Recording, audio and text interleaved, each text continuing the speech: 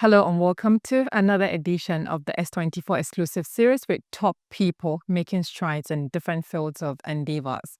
Today, we'll be unpacking a lot in terms of what's going on in Nigeria and hearing from Barrister Isma'il Ahmed, popularly known as Leader, on the relationship with the former late President Muhammad Buhari. We'll be starting with that, considering the relationship between Barrister Isma'il and the late former President of the Federal Republic of Nigeria. Welcome to this series, Barrister Isma'il. Thank you so much for having me. I'm glad to be here. Thank you too for coming, despite your busy schedule. Barrister, we'll start with your relationship with the late former President of the Federal Republic of Nigeria. First of all, we'd like to say our condolences to you, considering the close relationship with the late President. You're welcome, sir. You served closely with former President Muhammad Buhari over 4 years, or 8 years, let's say, including your time as the APC youth leader and your role as one of the team members of National Social Investment Program.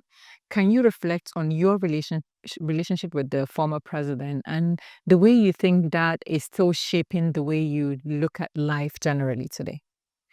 Well, thank you. Good morning once again. President Muhammad Buhari is someone I've known since 2002 when he Over 2 decades. Yes, when he joined politics, and he was the reason why I joined partisan politics as well. I've always been a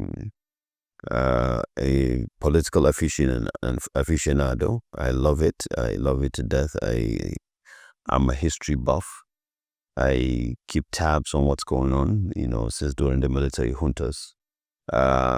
Towards the twilight years of General Babangida through to the Abacha years and Abdulsalami Abubakar up onto the Obasanjo years. So yeah, in 2002 when the late president joined politics, I was excited, and I was part of a group of very young people, fresh out of college, just trying to see what we can do to be able to get him elected as well, because we believed in him as a result. But he and I became somewhat properly acquainted in 2009, 2010, and we became properly acquainted. That was when he even knew my name, and he could put the name to the face, and he would be able to recall me wherever he sees me and stuff like that. And in 2012, I think in 2010, I was part of the CPC renewal. I was part of the committee. I was part of CPC. I ran for House of Representatives in Kano, and he supported us all through. And then by 2012, after we lost the 2011 election, I think he lost. That was when he lost his first daughter, I think, and I went to Kaduna to condole him. And that was when he started talking to me about, the fact that the next thing we're going to do is probably going to be a merger, not an alliance that we tried to do in 2010 between ourselves and the ACN, which was led by President Tinubu at that time. So he was the one that introduced me to President Tinubu, interestingly, yes. And he called the late Simon Isaiah, who was very close to Ashwaju at that time, and told him that, okay, I'm sending some of my boys, very energetic, knew what they were doing. I want you to introduce them to Chief Tinubu. He used to call him Chief Tinubu, and see how that relationship can build. I want them to be part of the new process of the things we're trying to do. So we got to Abuja, of course. As I called Sunday Dari, former Minister of Sports, who was then the Chief of Staff to Ashwaju. Sunday Dari booked an appointment for us in January, I think, of 2013, because this happened between I and the late president in December of 2012. Yeah. And in January of 2013, I went to see Ashwaju for the first time, and then he immediately liked me, and we struck a relationship as well as that. And he was the first person that told me that the merger, as it culminates, they want to do, the party would start with an A. Okay. And by February 13, Yeah, no, I think about February 23 or thereabout of 2013, I created the youth wing of the party called the APYF even before the party was registered. Wow. So President Buhari and I shared a very somewhat a special political father and son Relationship. And then from 2012, it culminated into something very strong. By 2015, I was at the vanguard, at the forefront of his campaign, of course, as everybody knew. And then the relationship has been fantastic all through. And when he got elected president, a lot of people see me as one of the people who had some sort of an access to him, and I did. Especially during the second term of his administration, I had a lot of access to him. I could push a lot of things for a lot of people. And then when he wanted to make recommendations for people to be in charge of the party, he recommended me as well. So President robust relationship. Buhari and I had a very good relationship, both in politics and in the office. Great. Thank you for sharing that.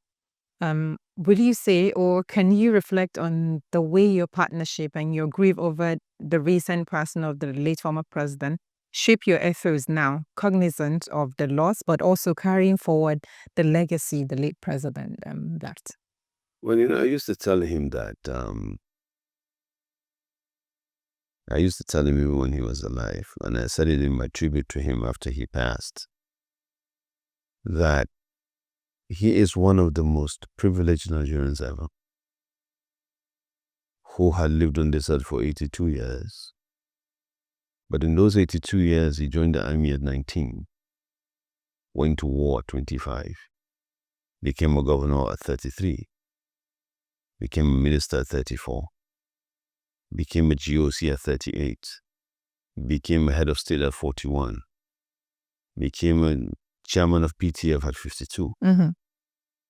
Wow. Joined politics at 60, got elected president at 72, finished being president after 8 years at 80, and died exactly 2 years later. You knew President Buhari very well. Yeah. So even for a fictional character of success, that is a success. Everything he wanted in this world, God gave him. So I think he lived a very privileged life, and he knew that while he was alive. He knew that the country gave him so much, and God gave him so much, and he wanted to give the country back. Yeah. Now, of course, he's human. He may not be perfect in so many things, but his intention was always clear, and it was always good. I think for me, it's a legacy that will live on forever for who he was as a person, his raw decency, his fierce patriotism to this country, his belief that this country can be better, and that it is people that can make it better, and that if each and every one of us put up and do his bit wherever he or she is, then this country will ultimately be better. So I think that would be his legacy. It is his raw decency. There are conversations you can't have around Buhari. No matter how you can't have around him. It's not, he is not only not corrupt, but he's incorruptible. You can't even corrupt him with conversations that would even suggest the idea of pecuniary advantages to him or to materialism. So I think for a lot of people that are either close to him or far from him, there are so many lessons to learn from his persona, from his personality, and from the way he conducted himself in and out of office. And I think it's a legacy that people who are close to him should be proud of. Will you say the public and private persona that late President Muhammad Buhari embodied is something that is similar? The public, the private as well? Oh yeah, for the most part, yes. But a lot of things that people didn't know about him, he was extremely humorous. Yeah.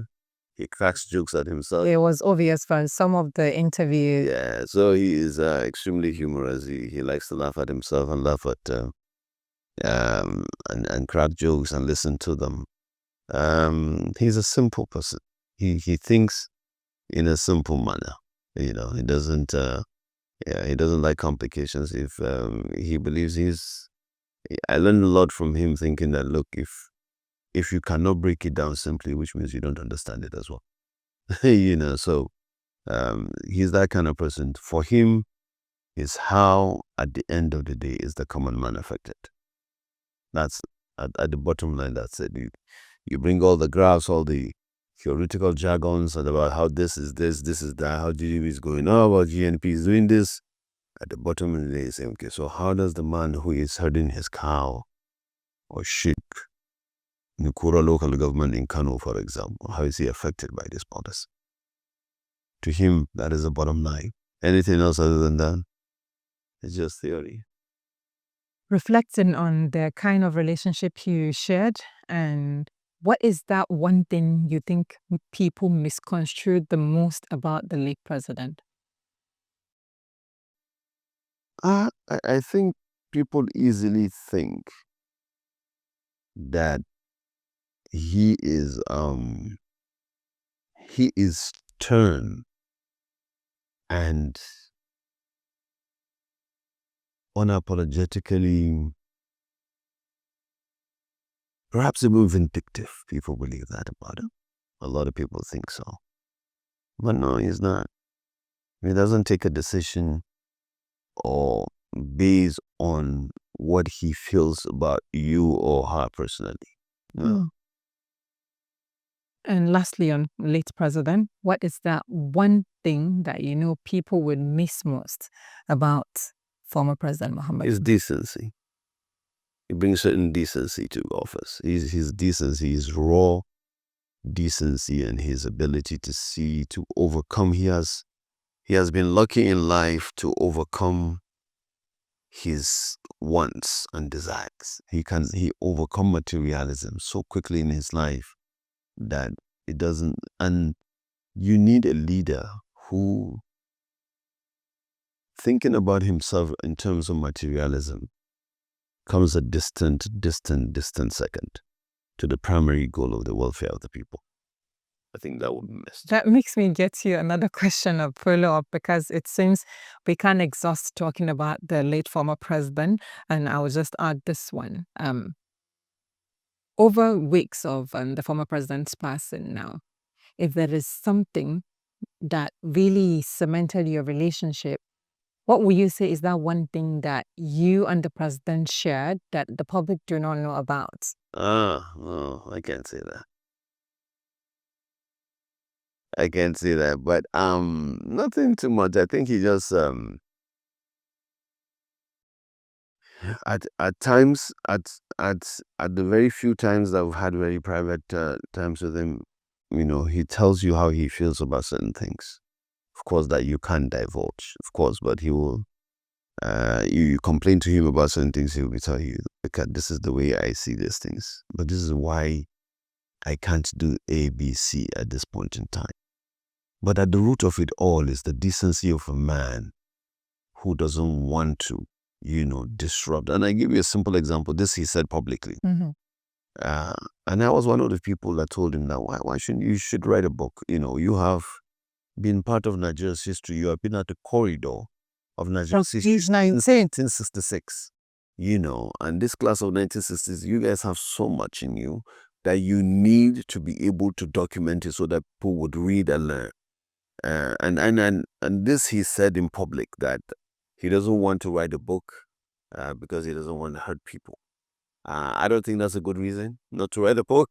By the way, I think the book should be documented for history. Sure. But you see, in that answer, you see a man who is not afraid of documenting history, but who is cautious of it. Sure.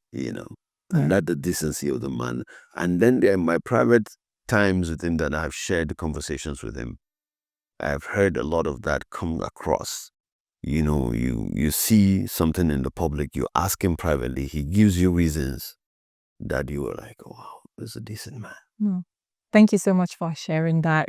And once again, my condolences. Thank you so much. And now, away from the late former president, let's go to some recent role that you just got appointed into. Your appointment as executive chairman of the Presidential Compressed Natural Gas Initiative, PCNGI, places you at the forefront of Nigeria's largest clean energy experiment. In its first year, PCNGI has mobilized nearly $491 million in private investment and converted over 30,000 vehicles, created 9,000 direct and 75,000 indirect jobs, with a target of converting 1 million vehicles by 2027. What will you describe your vision for scaling PCNGI into a lasting structural pillar of Nigeria's green transport economy? Well, I'm careful not to start talking to the media because I'm still learning and absorbing. Like it's a very new field for me. It's a green field, but it has an incredible opportunity of potential to grow, like you rightly said, as the largest, alternative fuel. Economy, the green economy everyone is talking about. And by the way, our mandate also includes some EVs as well, electric vehicles. So our goal is the goal of the president as he relayed it to me is simple. He said, I'm going to be remembered as the president that removed fuel subsidy. I also want to be remembered as the one who brought an alternative, the permanent alternative that is sustainable. And that's CNG, as electric vehicles. That's, the green transportation. So our goal is to move into high impact sectors, make the gas available all across the country, bring down the cost of transportation of goods and services and agro-allied products so that the prices of those products, wherever they are, gets affected positively and downward so that people would be able to afford and then be able to transport people, from one point to another or privately in a way that it makes sense so that people are not spending 70 or 60% of their earnings on just transportation alone. That is the ultimate goal, and to move away slowly to use natural gas, which we have more in abundance of. At the last count, Nigeria has about 2 trillion cubic feet of gas, and now the technology is evolving about how to use those gases. And we believe that if we use our gas, we have about 128 years to use that gas. If we continue even drilling our oil, it can only last us about 51 years because we'll have 36 billion proven reserve of crude oil. And the way we are going, that's where we're going to top hit about 51 years. So the point is the president wants to make sure that we are able to use our gas, which is our own natural resource, domestically and create the market for it properly and be able to, to migrate to that so that it will be sustainable. It's something we can use, something we can control. And like you rightly pointed out, it's cleaner, it's cheaper, it's safer, and ultimately it makes everybody happy. So that's our goal moving forward. Thank you. What governance architecture, oversight, and safety protocols are you planning to implement, especially as public scrutiny mounts and lawmakers recently launched probes into conversion centers because of some few accidents that emanated from maybe local people that were not accredited to convert? Yeah, so safety is a big deal for this, and we're working on it in conjunction with other regulatory agencies across the country, Standards Organization of Nigeria, the NADDC, all the people who are responsible for certifying the conversion centers, the inspecting the kind of equipment that is used for the conversions as well. So we are working in tandem with that. We are very clearly aware of the risks involved and why we need to make sure, because one incident is already too much. Yeah. So Nigeria's economy grew 4.6% in 2024, fourth quarter, the strongest in over a decade, yet inflation remains stubbornly over the roof, moving around 23 to 24%, and poverty is rising to nearly 39% of the population. You've mentioned the sort of work you'll be doing to make sure things go down. How do you think PCNGI contributes meaningfully to reducing that cost of living, creating inclusive growth, and complementing Transportation. national So it's transportation and logistics and haulage. Okay. Once you can get the price of that, look, Dangote just recently bought 4,000 trucks of CS. Why did he do that? Because he wants to be able to transport his goods cheaper than he would if he was using diesel. petrol. Right? It's simple as that. So he wants to sell, PMS for 800 naira in Lagos and still sell it for 800 naira in Kano. Because he wants to take CNG to transport it. So once you get CNG involved in haulage of goods and services, like I mentioned at the beginning, of transporting people, once you reduce the cost of transportation significantly from the economy, it will affect the bottom line of everyone else. So I believe it will drive down the inflation. That's our belief. Yeah. And now, as the founder of the All Progressives Youth Forum, APYF, and former Youth Mobilization Director, you've long advocated for youth inclusion in governance. What is your vision for PCNGI enabling meaningful participation for Nigerians, millions of Nigerian young innovators, technicians, and entrepreneurs, not just as beneficiaries, but as decision makers in your process? I think PCNGI is a playing field for young people. I don't think even older people can get involved as much because the new things, the technology things for young people. It's like entertainment. Once you say entertainment, it's just basically for young people. Those are the players in it. It's a natural cause of it. So yeah, it's a green field for a lot of young people. When I walked into the office and I saw almost everyone from top to bottom are just young people, fresh with ideas and to see how they can do this. So it's a technology thing. It's a new thing. It's like you said, it's a green economy. It's something that is, prevalent in the world today.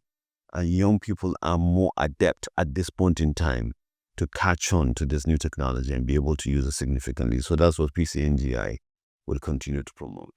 Thank you. This takes us to the next question. Across Kano, Katsina, Nasarawa, and nationally, you were in various positions of leadership and in party affiliations and campaign roles as well. In what ways do you think you can strike a balance between party loyalty, governance obligations, and delivering public goods, especially under the scrutiny of a new administration, considering you were in the previous administration as well? I think it's the same party.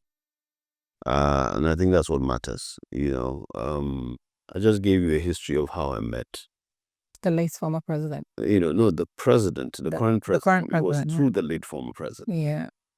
So I think to me, party loyalty is paramount to me in a lot of things.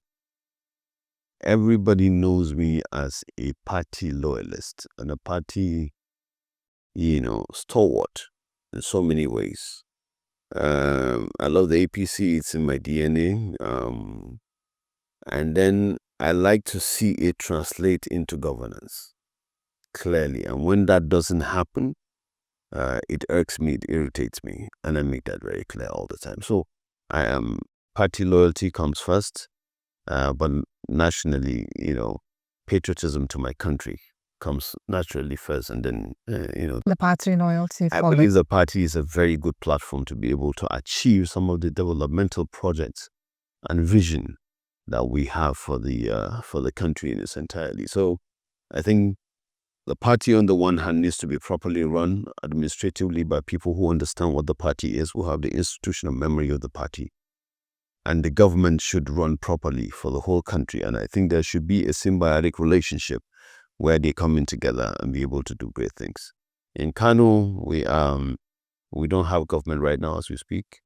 I'm joining a meeting for stakeholders tomorrow. We are trying to see how we can get our party back in the saddle of leadership in Kano. But we understand we did a postmortem of why we lost the last election and how did we lose it, and try to see how we can fix that as we go along. So Nigeria continues to face intensifying insecurity. Given PCNGI's mandates in energy and livelihoods, what role does your initiative play in any, if any, I beg your pardon, in enhancing national security, resilience, or economic stability in conflict-affected states, like in the Northeast and the Northwest? Well, I don't know what to say here in particular. All I do know is that energy security is part of national security, and nothing can happen without peace. And I believe that the National Security Advisor, in conjunction with the ministers of defense and other people who are in the security architecture of the country, are doing their best to bring peace to places where it's war-torn or places where we've been, bedeviled by all this banditry and stuff like that. But ultimately, our goal is to bring economic prosperity and energy security to every part of Nigeria. Because if one part of the country is lagging behind, it becomes a chink in the armor. It affects everybody else across the value chain. So we hope that this would be nipped in the bud as it raises its head, so that we'll be able to deliver what is economically viable to those people. Many see PCNG as a signature palliative intervention of the Tinubu's administration. What do you want your legacy to be as the leader of this program in 5 years? And how will you measure success even beyond your raw numbers that you probably got available to you now? What success would be for me is when the PCNGI metastasize into a full-blown clean energy industry where people can grow careers and become self-sustaining without needing government to fund it, to be able to run its course and change the trajectory of Nigerian energy sector and make us self-sufficient and be able to build on that, and people will be able to get new jobs as a result of what we are doing. That is my ultimate goal, so that it becomes something that is big enough to move the country in a direction where it's become more self-sustaining and it's not subject or vulnerable to volatilities of international oil prices at every given opportunity. That's really important, because the volatilities really affect a lot when it comes to pricing per liter when it trickles down to the fueling stations across the nation. And leader, as you're popularly called, I love to call that name as well. There is a lot going on in the country in terms of the economy, security, etc.